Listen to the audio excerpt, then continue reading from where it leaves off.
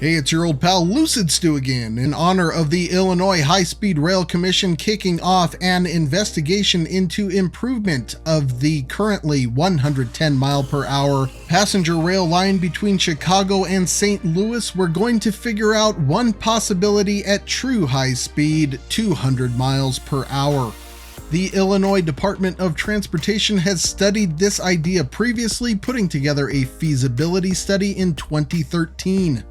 We'll compare our results to that study near the end of the video. Let's look at the tools and guiding principles the Illinois High-Speed Rail Commission will be using. From this ranking, our biggest routing concerns are connections to transit and speed. Lowest priority is connection to airports. The tools. The Commission is looking at existing rail routes, existing highway routes, and greenfield routes, so all are fair game.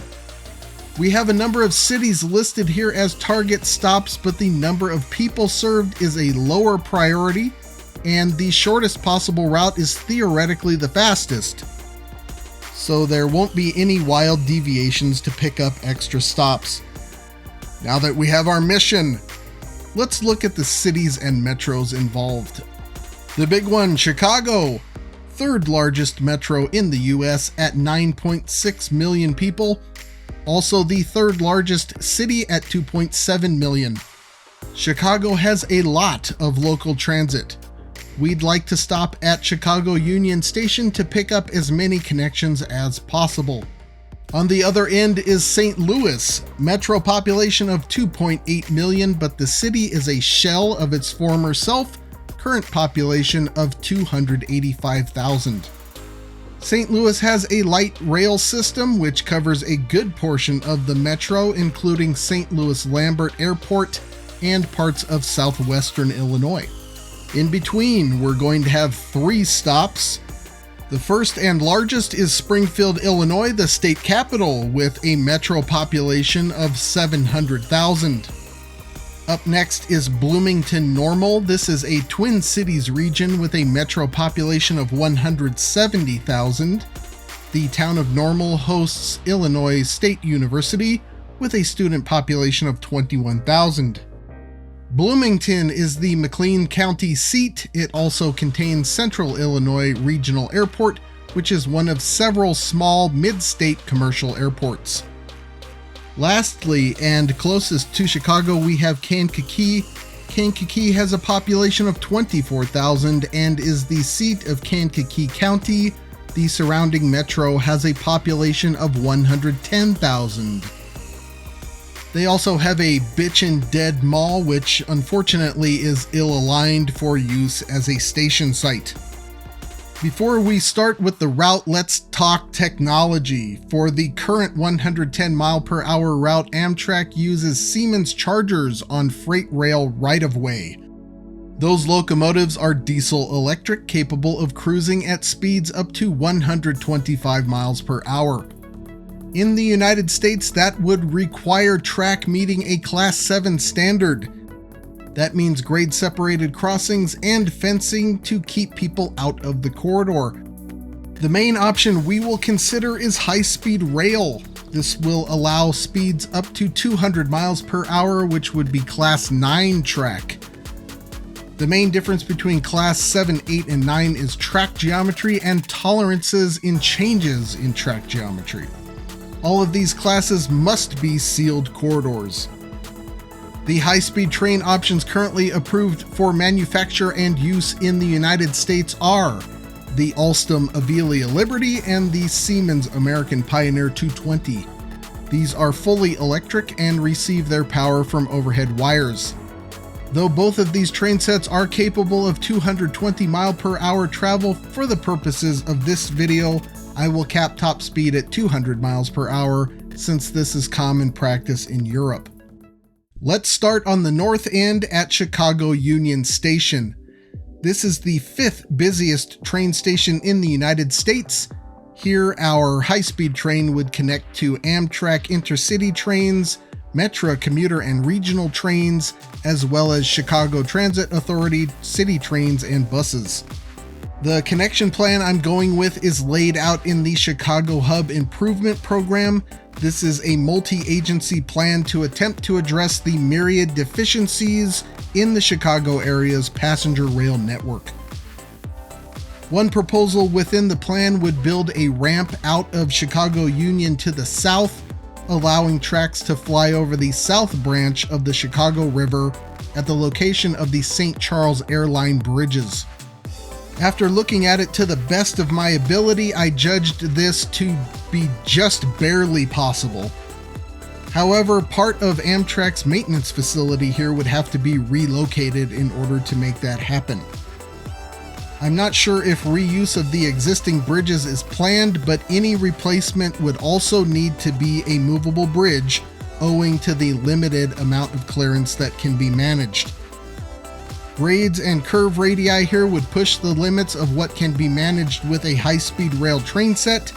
Speed through here would be quite slow, possibly taking more than 5 minutes just to get over the river 1.25 miles from the station. On the other side of the river, there are 2 branches proposed for this cross-town connector. One would connect to Metro Electric right-of-way next to Lake Michigan. The other would connect with Metro's Rock Island line. Even though Metro Electric is already electrified, I picked the Rock Island route because it has more room for new tracks and fewer obstructive challenges to the south. Max speed on this Rock Island line would be about 90 miles per hour through the city. That is due to a curve near the junction of Interstates 90 and 94. Once south of that, things speed up to 110 miles per hour. This is constrained by geometry and not regulation.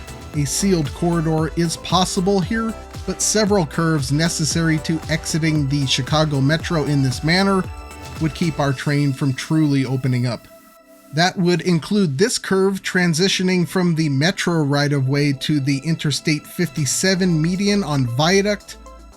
The other option is to stay on Metro right-of-way to Joliet, which by my estimation would lead to an additional 30 miles of slower speed travel. And we have a need for speed. At Country Club Hills on the southern end of the Chicago Metro, the last of the 110 mile per hour curves would be traversed, and speed could be increased to 150 miles per hour and then ultimately about 175, while still sticking mainly to the interstate right-of-way. North of the Kankakee area, there is an opportunity to transition from Interstate 57 back to rail. I-57's geometry is undesirable through this area. Rail is pretty straight. This is Canadian National right-of-way, but there is plenty of room for additional tracks. You could also extend the Metro Electric line, which ends in University Park 13 miles north, to connect Metro Electric as a supplemental option.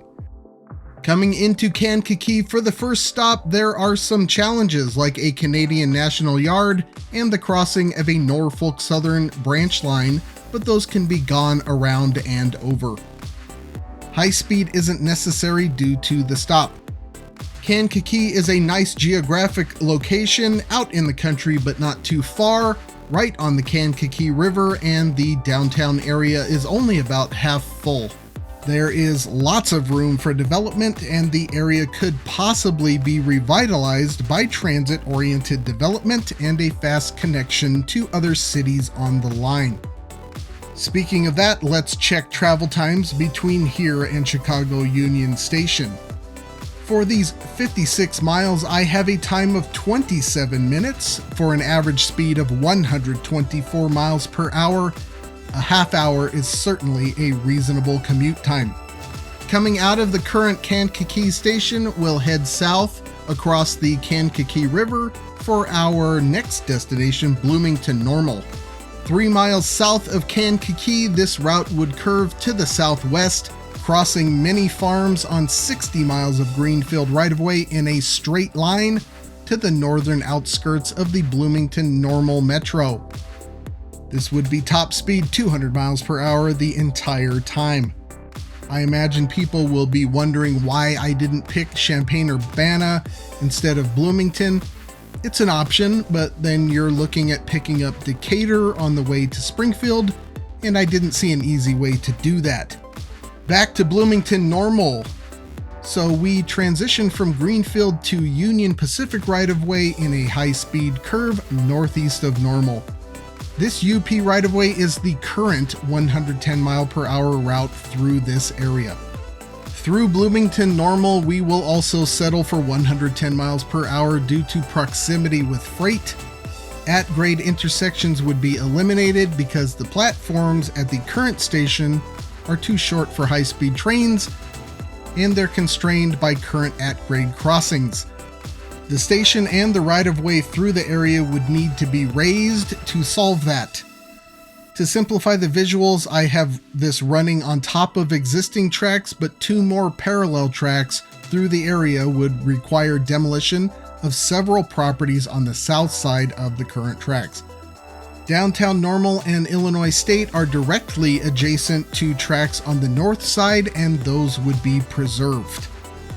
As we pull into Normal's Uptown Station, let's check travel times. Kankakee to Normal on this route is 74 miles. I have that taking 26 minutes for a speedy 170 miles per hour on average. That is thanks to our Arrow Straight Greenfield route. Normal to Chicago would be 130 miles. That would be 55 minutes with the stop for an average of 141 miles per hour. The Normal Uptown Station is an intermodal station. Users of transit would be distributed by Connect Transit buses, which cover most of the metro and the airport. Through and out of Bloomington to the south, we're looking at 5 miles of sub 110 mile per hour travel. I then have our route separating from freight in a high-speed curve on the southern edge of town. This would break into a long stretch of new right-of-way, similar to the last one. As a result, our train is accelerating back to top speed, 200 miles per hour. The freight route is nearly a straight line between Bloomington and Springfield. However, like many freight lines in rural areas, small towns have popped up, centered on the tracks at roughly 5-mile intervals. The largest of those is Lincoln, Illinois, population 13,000. So around Lincoln we go to the north on about 50 miles of new greenfield route, 200 miles per hour the whole way. Hooking back up with Union Pacific right-of-way 10 miles north of Springfield and then 110 miles per hour into the city. Springfield is currently undergoing a major rail realignment wherein UP tracks are being moved into a joint right-of-way currently occupied by only Norfolk Southern.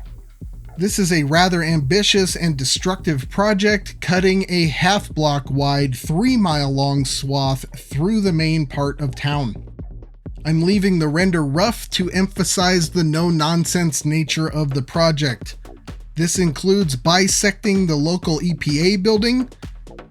The corridor is to be fully grade separated and will hold 4 freight tracks. The space being cleared is large enough for 2 more tracks still.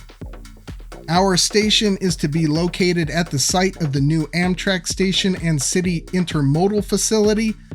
That facility would disperse transit users from the station by bus. Turning this into a high-speed station would require a significant reworking of the new arrangement, or Union Pacific being okay with a portion of their right-of-way being electrified here. Anyway, we're at Springfield, so let's check travel times. Normal to Springfield on this route is 63 miles. I have that taking 23 minutes. That is an average of 164 miles per hour. Springfield to Chicago, 193 miles in 1 hour and 20 minutes for an average of 144 miles per hour, including the 2 stops. Out of Springfield to the south, our route would diverge from freight briefly at 110 miles per hour and join an abandoned rail right-of-way for a short stretch, accelerating steadily. This would converge with Canadian Pacific Kansas City right-of-way briefly before curving south at 150 miles per hour into abandoned Chicago and Northwestern Railroad right-of-way. That is available and capable of 200 miles per hour for about 20 miles until reaching the town of Girard. South of Girard, this meets up with existing single-track freight with plenty of room around it for another 20 miles of top speed with some adjustments to the town of Gillespie. South of there, the freight line runs into trouble through a cluster of settlements. My solution is 16 miles of greenfield routing, avoiding the most populated sections at 200 miles per hour. This would connect with Union Pacific right-of-way around Livingston. Geometry is straight and there is enough room around that right-of-way for another 13 miles of top speed travel while approaching the St. Louis area. Getting into the St. Louis Metro on the Illinois side, we wind up in joint right-of-way that contains 4 or 5 tracks in most places, but is wide enough for 12. The exact configuration of freight and high-speed rail tracks here is for someone else to figure out.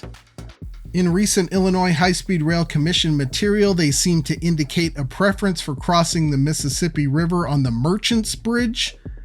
This would result in an interesting route that would actually traverse Gateway Arch National Park via the freight rail line that the park is built around. I don't think you'd be able to see the arch very well from the train, but still kind of a cool idea. I have ignored that and opted for a better view of the arch on the way into and out of St. Louis. To get there, I would follow freight right-of-way at 110 miles per hour for another 6 miles through Granite City and East St. Louis, then steadily rising up to cross the Mississippi on a new bridge next to the existing MacArthur Bridge. Like the parallel freight lines, the approach ramp on the Illinois side would need to be about 1.5 miles long and cross over Interstate 64. I have a 90 mile per hour capable curve here into the bridge from the east, about 2 miles from the St. Louis station site. Based on the Stan Musial Bridge 2 miles upstream, which was completed in 2014, the new bridge here would cost somewhere in the area of $800 million. On the Missouri side of the river, viaduct would cross over Interstate 44 and then weave its way mostly over parking lots. Miraculously, I'm pretty sure this can get back to ground level while only requiring the demolition of a derelict warehouse. It's a little easier to get back to the ground and under Tucker Street 3/4 mile west of the river, thanks to the ground rising 40 feet to meet the tracks. From there, we'd move into the current St. Louis station site, expanded with an additional set or 2 of platforms. The space here allows for platforms as long as 1,400 feet. We've made it to St. Louis. Let's check our final results. Springfield to St. Louis, that is 100 miles. I have it taking 37 minutes for an average of 162 miles per hour. End to end, Chicago to St. Louis, this route would be 297 miles. With 3 stops, it would take 1 hour and 59 minutes. That would be an average of 147 miles per hour. Before we get to final cost, let's look at a possible diesel-electric interim phase.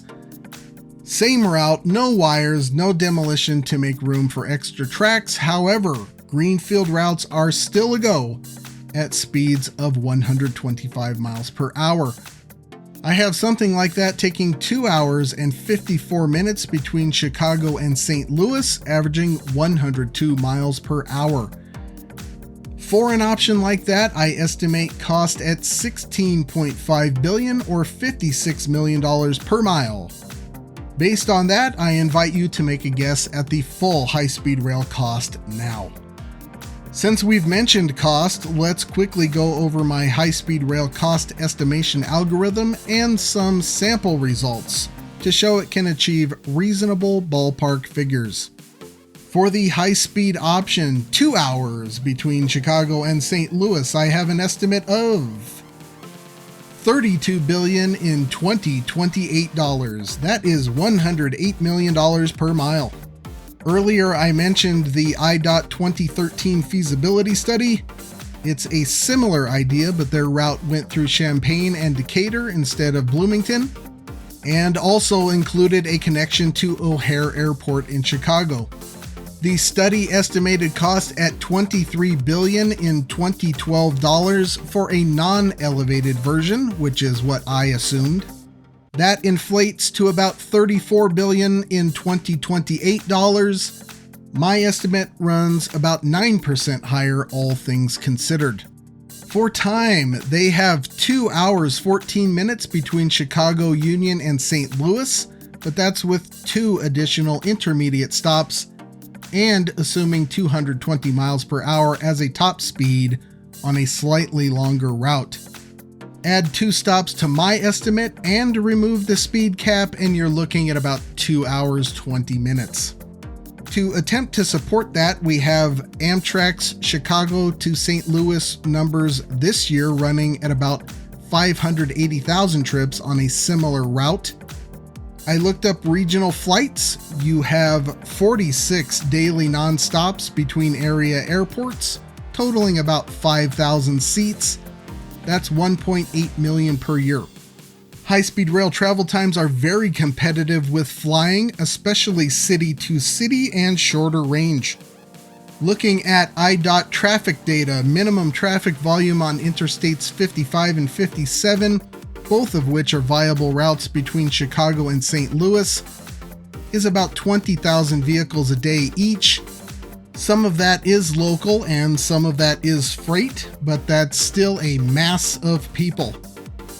Assuming half of that is single occupancy between our various destinations, that would be 7.3 million trips per year.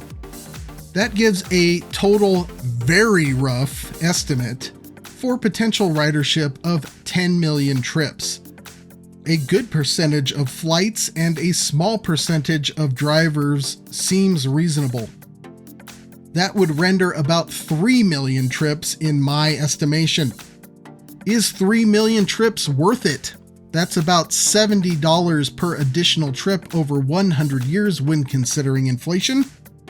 By the way, the study talks about tickets in the $80 to $130 range when accounting for inflation.